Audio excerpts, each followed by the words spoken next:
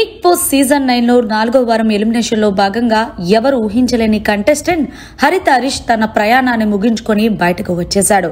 ఇక హరీష్ ఎలిమినేట్ అయిన తర్వాత ప్రతి ఒక్కరూ కూడా బిగ్ బాస్ బజ్ లో పాల్గొంటారు. అయితే ఈ షోకి హోస్ట్ గా శివాజీ గారు చేస్తున్న సంగతి తెలిసిందే. అయితే శివాజీ తనదైన శైలిలో హరీష్ కి ఇచ్చుకున్నారనే చెప్పాలి. ఇక బిగ్ బాస్ బజ్ కి ఆహ్వానించిన హరీష్ ని ఎక్స్పెక్ట్ చేశారా మీరు ఇలా బయటకు వచ్చేస్తారని అనగానే, లేదండి, నాకన్నా గేమ్ ఆడలేని వాళ్ళు హౌస్ లో ఉన్నారు, గేమ్ ఆడిన వాడిని బయటకు తీసుకొచ్చారంటే ఏదో జరిగింది అంటూ హరీష్ బిగ్ బాస్ బజ్ లో సంచలన వ్యాఖ్యలు చేశాడు.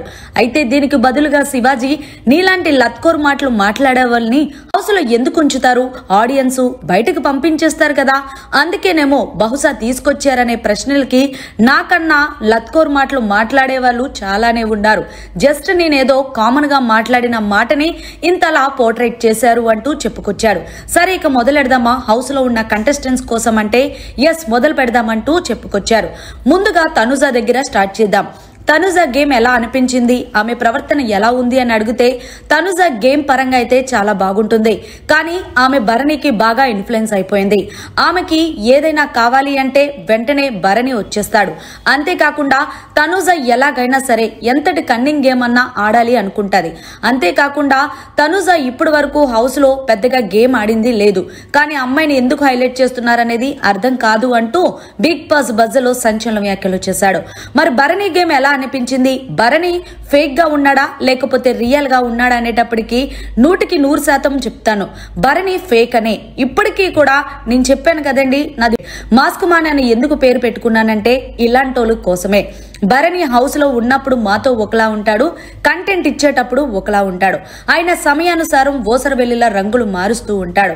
ఎందుకు, మన సంచాలకుగా ఆయన భాగోతం బయటపడింది కదా, నేను చెప్పే కన్నా ఆడియన్స్ చూస్తారులేండి ముందు ముందు అంటూ భరణి గురించి కూడా చాలా నెగిటివ్ గా మాట్లాడారు. మరి సంజన గురించి ఏం చెప్తారు అంటే, సంజన తొక్కల స్టేట్మెంట్లు ఇవ్వడానికి బాగుంటది.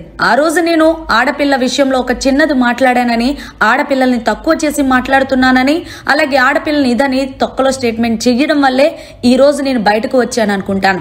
ఒక విధంగా నేను హౌస్ లో నుంచి బయటకు రావడానికి reason one of the Sanjana అంటూ ఆమెకి కంటెంట్ ఇవ్వడం తెలీదు, ఎప్పుడు చూసినా దొంగతనాలు చేస్తూ ఏదో కంటెంట్ కోసం క్రియేట్ చేస్తుంది అంటూ సంజన లాంటి ఆవిడే హౌస్ లో ఉన్నప్పుడు నాలాంటోళ్ళు బయటకు ఎందుకు వచ్చారనేది, ఇది కంపల్సరీగా బిగ్ బాస్ అనేది స్క్రిప్టెడ్ అంటూ బిగ్ బాస్ బజ్ లో సంచలన వ్యాఖ్యలు చేశాడు. మరి మొత్తానికి ఈ సీజన్ విన్నర్ ఎవరవుతారు అనుకుంటే, నేను హార్ట్ఫుల్ గా ఇమాన్యుయల్ అవ్వాలని అనుకుంటున్నాను.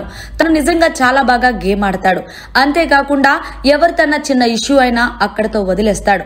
కాబట్టి నా పర్సనల్ ఒపీనియన్ ప్రకారం ఈ సీజన్ విన్నర్ కరెక్ట్ అయిన మొగాడు ఇమాన్యుయల్ అయితే బాగుంటుంది అంటూ బిగ్ బాస్ బజ్ లో సంచలన వ్యాఖ్యలు చేశాడు హరీష్. మరి మొత్తానికి బిగ్ బాస్ బజ్ లో మాట్లాడిన మాటలు మీకు ఎలా అనిపించాయనేది కమెంట్ రూపంలో తెలియజేయండి. మరిన్ని లేటెస్ట్ లైవ్ అప్డేట్స్ కోసం చూస్తూనే ఉండండి మీడియా కార్నర్.